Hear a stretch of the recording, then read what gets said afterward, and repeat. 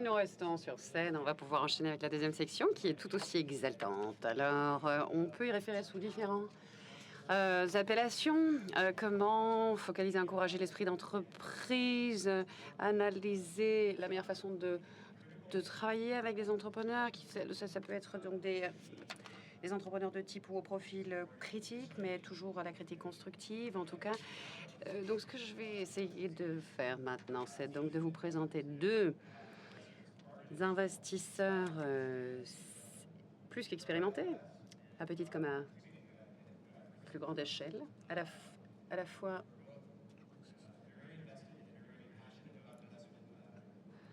donc passionnés sur leurs investissements, passionnés par leurs investissements en Afrique, mais aussi dans le reste du monde, et qui ont réussi tous les deux à gérer, je crois, des investissements de l'ordre de plusieurs milliards de dollars, si je ne m'abuse.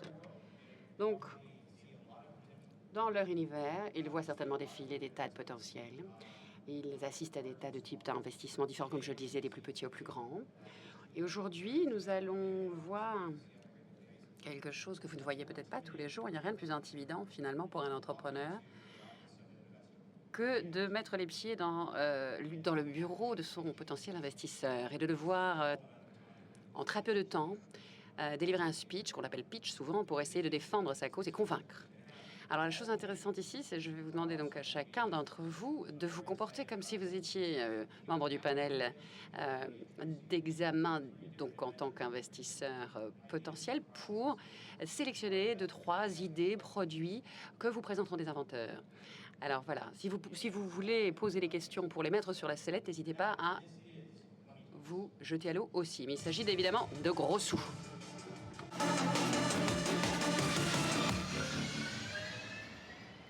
All right, again, thank you so much.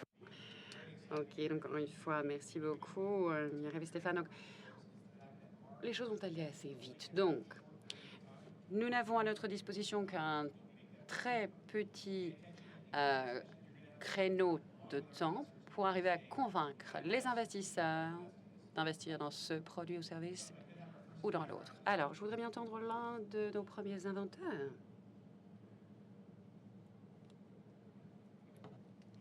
Qui est censé nous rejoindre sur la scène. Ah non, apparemment, on va d'abord vous projeter un petit vidéoclip donc de l'idée d'Abdou Maman à propos des...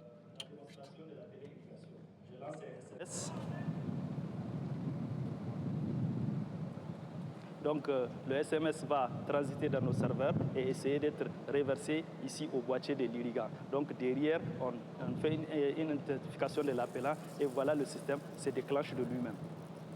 Donc, comme je l'ai dit, il passe à nos serveurs où il y a une identification de l'appelant et une correspondance derrière notre base de données et déclencher le système. On prend un signal GSM pour le transformer en signal électrique et ça vient sur l'irrigant. Ici, ça fait office du puits, donc c'est dans le sous-sol et ici, c'est le réseau de distribution. L'ensemble des équipements sont au choix. On pouvait aligner 81 motopompes à la fois. Je vais procéder maintenant à l'arrêt des dispositifs. Donc, le dispositif est maintenant lancé pour le processus d'arrêt. Donc, quelle que soit votre position géographique, quel que soit le temps, vous pouvez procéder à ces mécanismes d'irrigation à distance. Voilà, j'ai procédé à l'arrêt du système.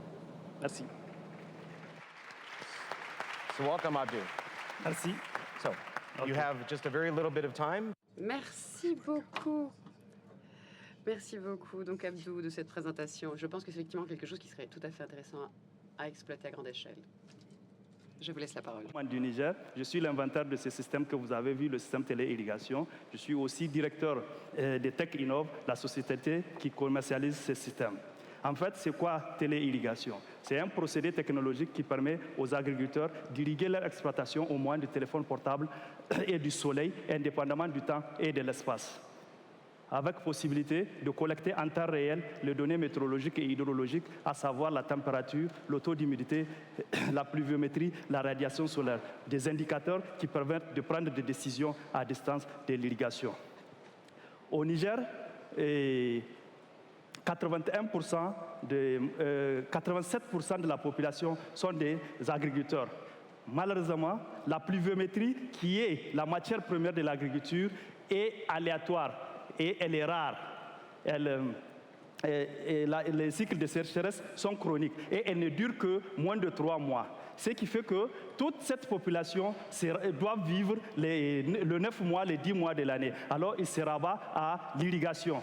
Et là aussi, l'irrigation est confrontée à d'autres formes de difficultés comme la perte de temps. Par exemple, 2/3 du temps de l'agriculteur est dispensé pour uniquement irriguer. Alors que la chaîne de valeur agricole, il n'y a pas que l'irrigation. Il y a la recherche d'intrants, il y a la commercialisation, il y a le labour, il y a le repiquage. Mais tout ça là sont sacrifiés au profit de l'irrigation uniquement. Et en plus, ils utilisent leur énergie physique pour puiser l'eau du sous-sol. Comme vous le savez, le fleuve Niger traverse seulement 2 régions. Les 8 autres régions, il n'y en a pas de l'eau. L'eau se trouve dans le sous-sol. Alors il faut creuser et le puiser à la main et pouvoir le tirer pour l'amener jusqu'à la racine de la plante.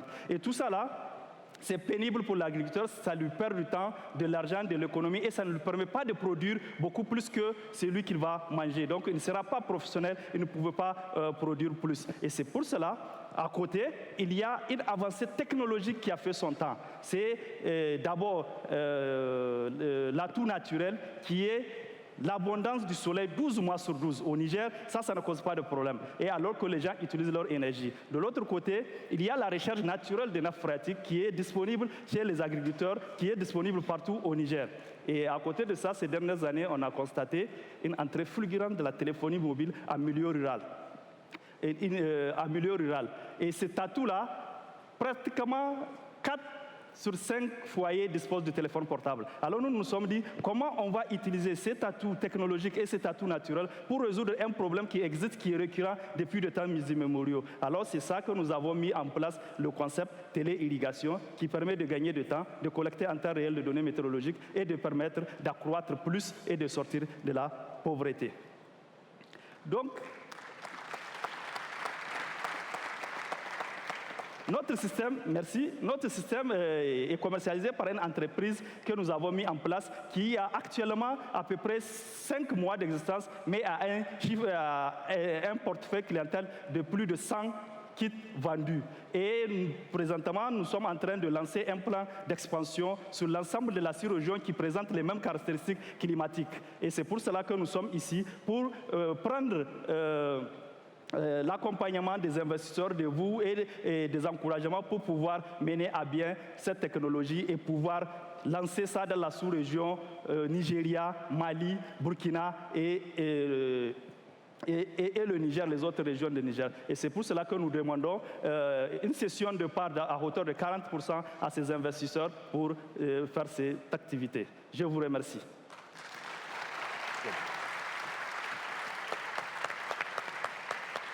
Excellent, well done. So Merci, c'est une très bonne idée. Effectivement, je pense que là, pour nos investisseurs, cela va entraîner beaucoup de questions existentielles, mais je pense que je vais essayer de les limiter à 2 questions par investisseur potentiel.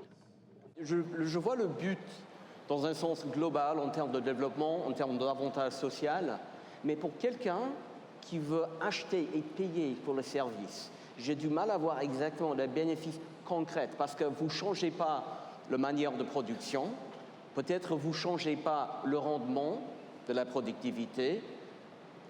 Pourquoi est-ce que les gens vont payer? Qu'est-ce qu'ils vont acheter en termes de bénéfices, à part l'effort?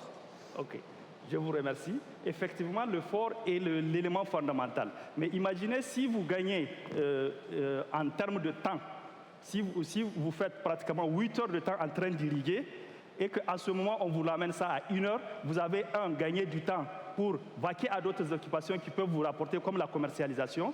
Ça peut vous permettre aussi d'être plus productif sur une autre chaîne de valeur agricole. Et aussi, en plus, comme dans le temps, vous irriguez pratiquement au Niger, beaucoup de gens ont 10 hectares, mais comme c'est physiquement qu'ils le font avec leurs propres mains, ils ne peuvent pas faire plus d'un quart d'hectare. Alors, avec cette technique qui te permet de ne même pas être là, vous pouvez faire les 10 hectares sans pour autant souffrir autant que vous souffrez pour les 25 hectares. Alors, c'est une occasion que nous donnons à ces gens-là pour pouvoir le faire. Merci. good. All right, I would ask you to make your responses also brief. Oui, je vous demanderai d'être aussi bref et précis que possible dans vos réponses également, afin que nous ne perdions pas de temps et que nous ayons le temps de donner la parole à chacun. Sur l'applicabilité, dans un sens très large, question de l'énergie. Est-ce que c'est bien, ça va être facilement et pas cher attaché aux des systèmes solaires, par exemple, qui est accessible pour tout le monde, très loin, en fait, comme vous avez indiqué, très loin dans les régions un peu lointaines du Niger. OK, merci. Et l'énergie solaire, comme vous le savez, est un des intervenants de la session précédente l'avait dit, et c'est un responsable de l'énergie. Pour son investissement de départ, c'est cher. Le capital de départ est cher, mais il est amorti à l'échelle.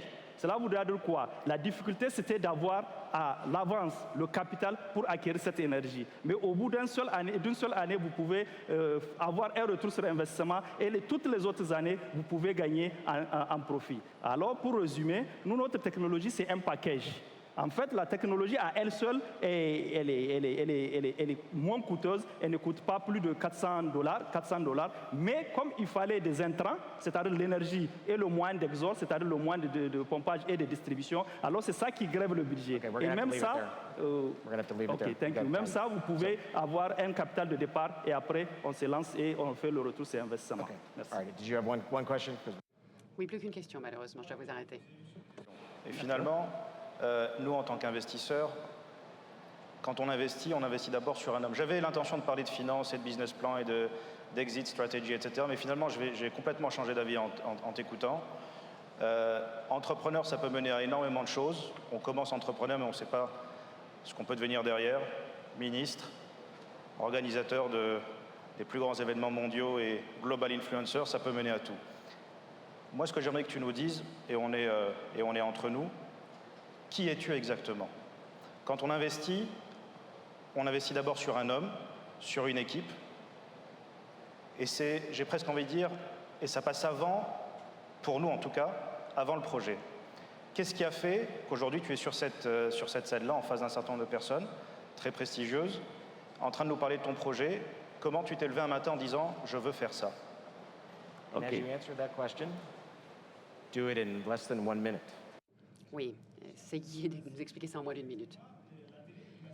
Projet de vie. Je l'ai créé pour d'abord solutionner un problème qui existe depuis longtemps et aussi pour résoudre un problème personnel parce que j'ai vécu ça de façon réelle. Alors,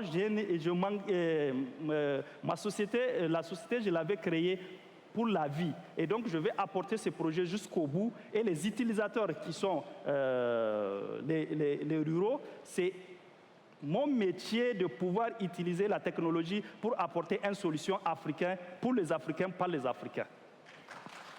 Great. Thank you very much.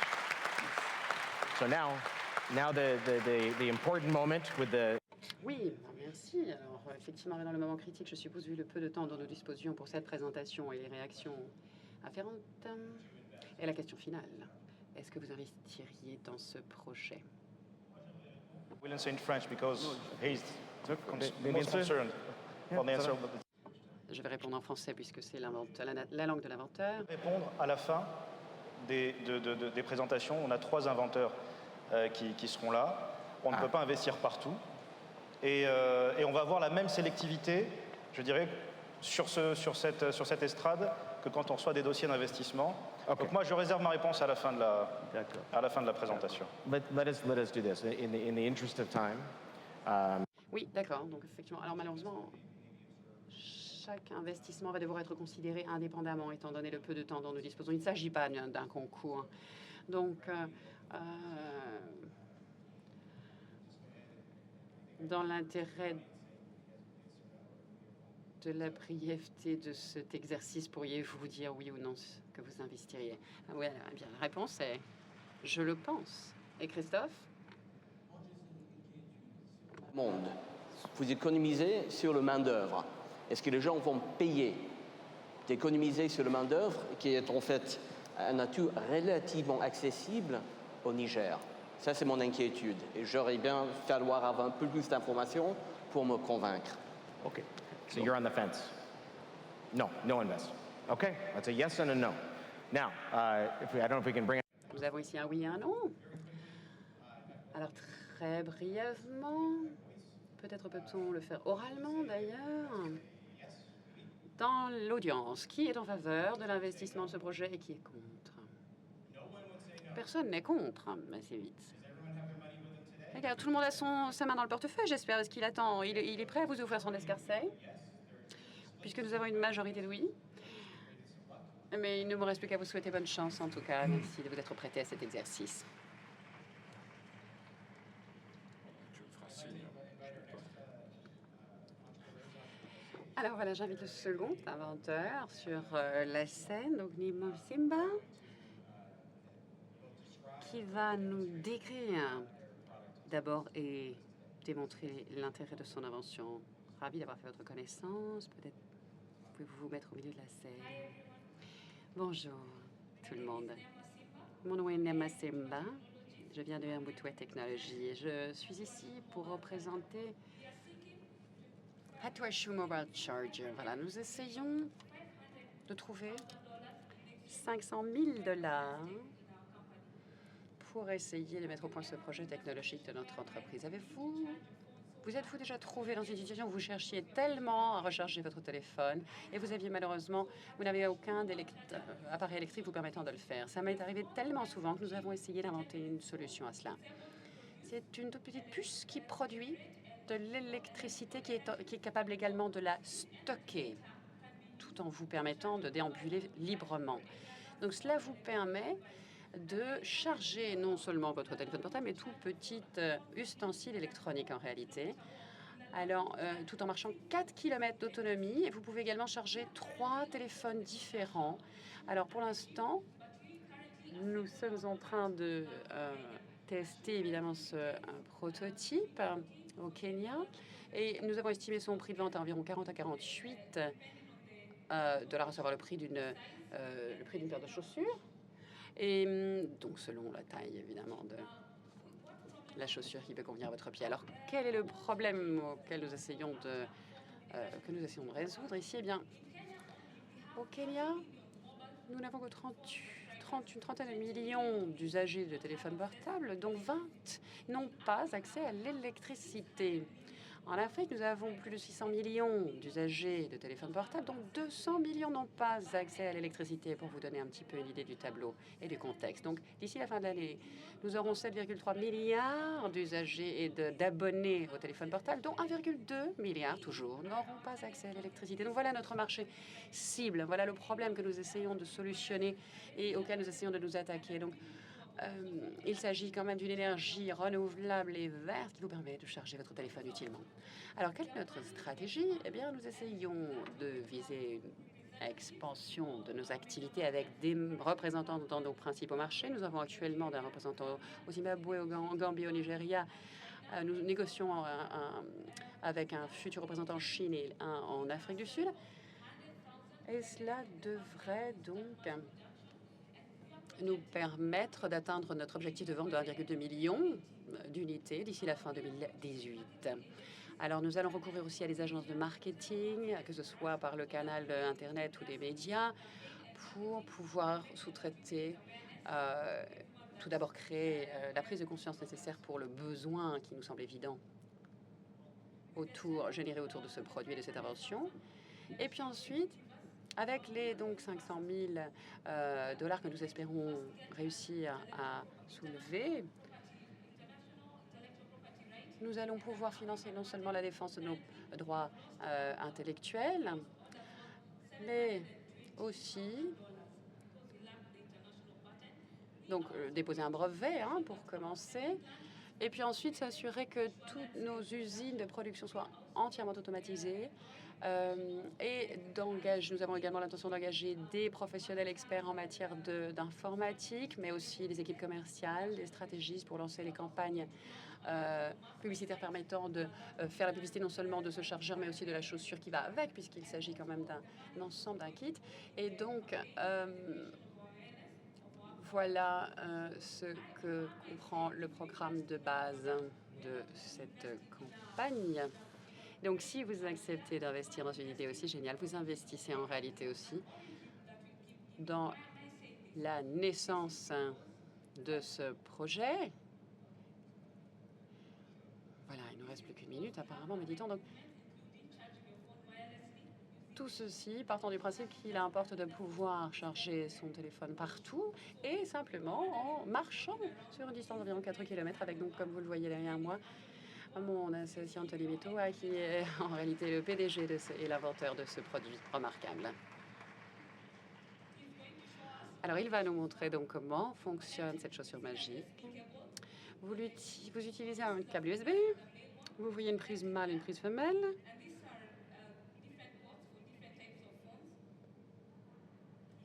Bon, il y a différentes tailles de chaussures, comme je le disais, différentes tailles de cartes à charger également. Et l'idée, vous voyez, la torche s'allume, le courant passe bien.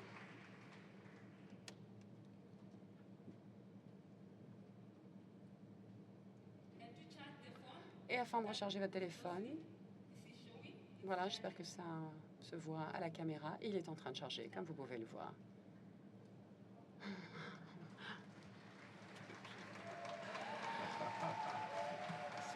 C'est génial.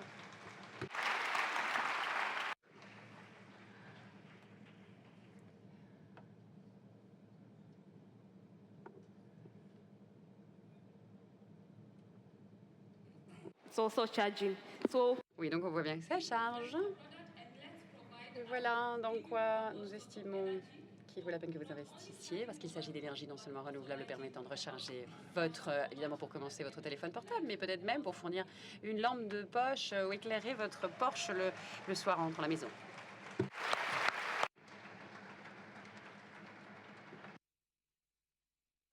Eh bien, c'est une démonstration en temps réel, c'est extraordinaire.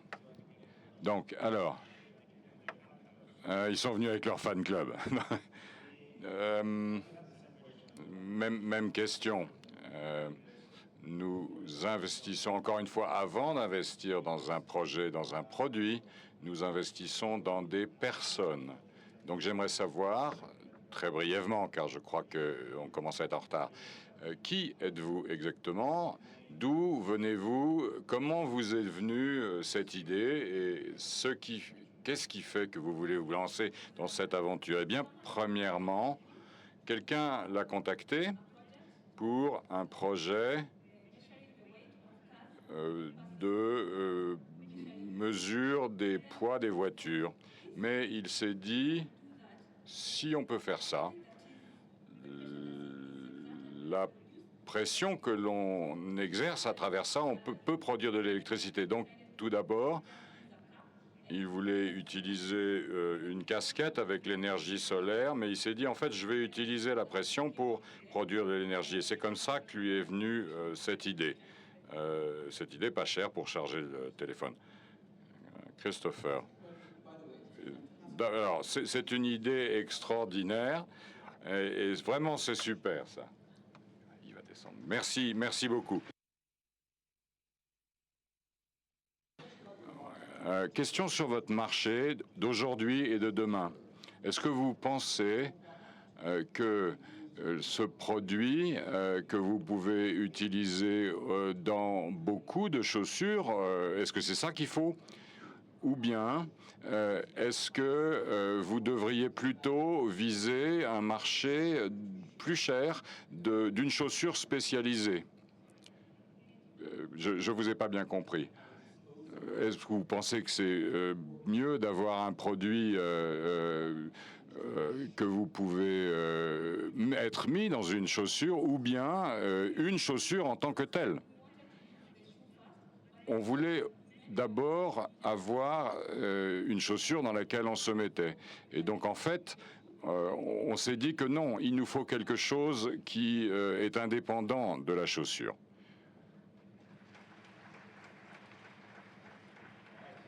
Bien. Très intéressant. Je ne veux pas influencer le jury. Le public, attention, Christopher, est-ce que vous investiriez? Oui.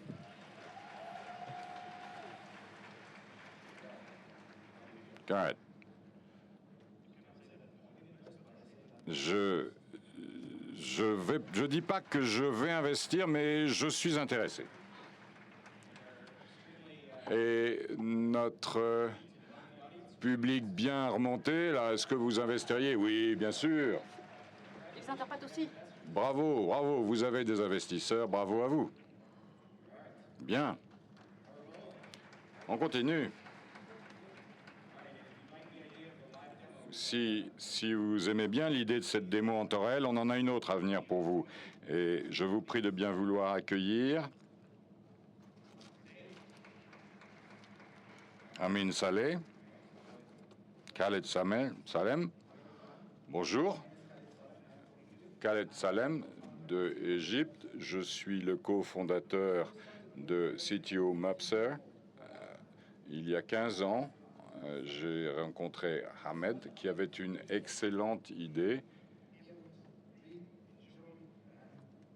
L'idée était de pouvoir lire, s'amuser alors qu'il était aveugle. Donc, il y a 300 millions de personnes qui sont comme Ahmed. Il y en a également beaucoup en Afrique. Il y en a 3 millions en Égypte. Ces gens, évidemment, se trouvent confrontés à de graves problèmes toute la journée. Par exemple, pour se déplacer. Ils se sentent abandonnés. Ils doivent utiliser des systèmes physiques ou autres. Et ils se sentent reclus, exclus de la société. Donc, j'ai voulu essayer de résoudre ce problème. Le résultat, c'est une caméra, celle que je porte, connectée à un ordinateur portable avec un algorithme développé qui peut détecter tout obstacle et également des objets critiques, des objets importants. Donc, il y a déjà d'autres outils qui existent, mais nos solutions ont plus d'avantages compétitifs car notre système, grâce à sa technologie, peut reconnaître des objets plus facilement.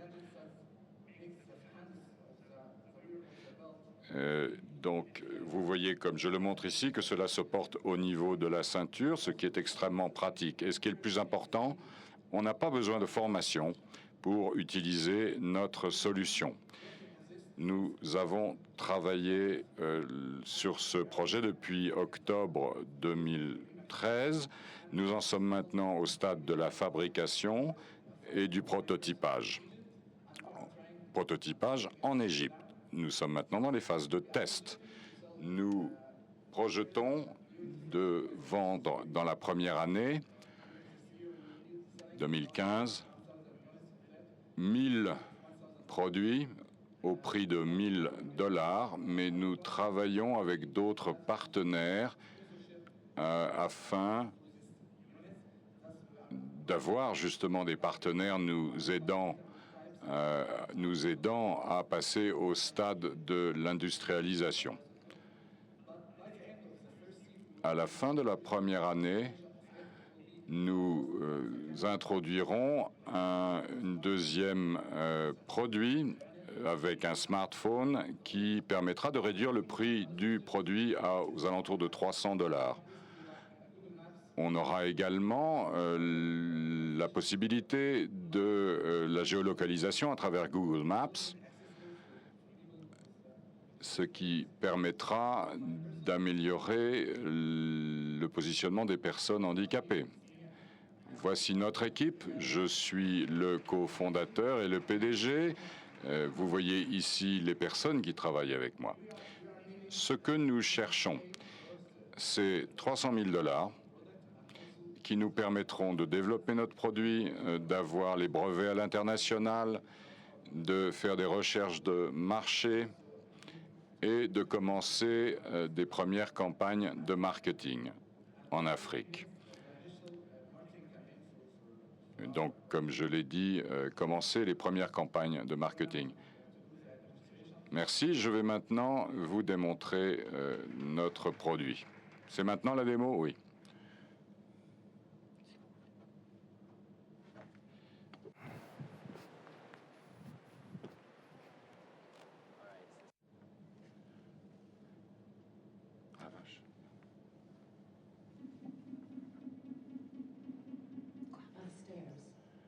Marche.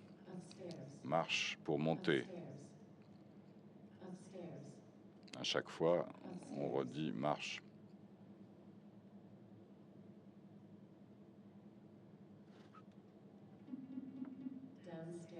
Marche à descendre.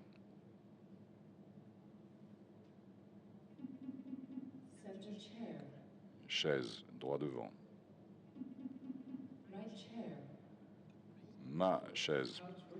Voilà comment ça marche.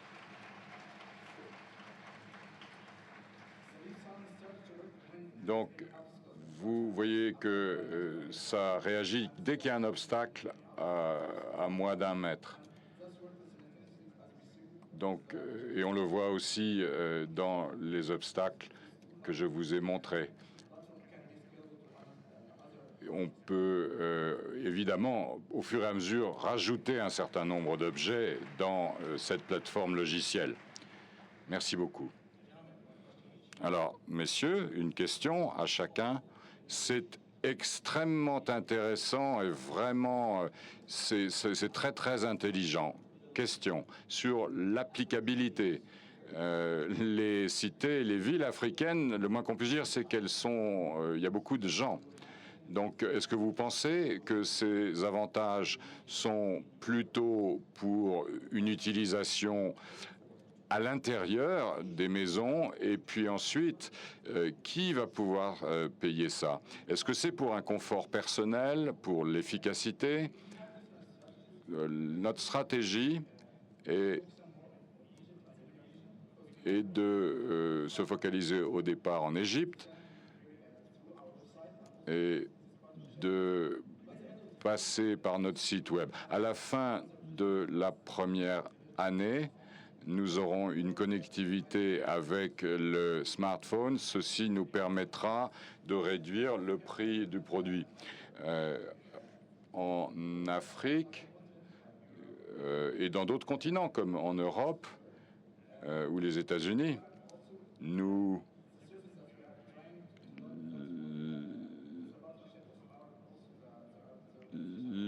les partenaires que nous pouvons avoir nous aideront à avancer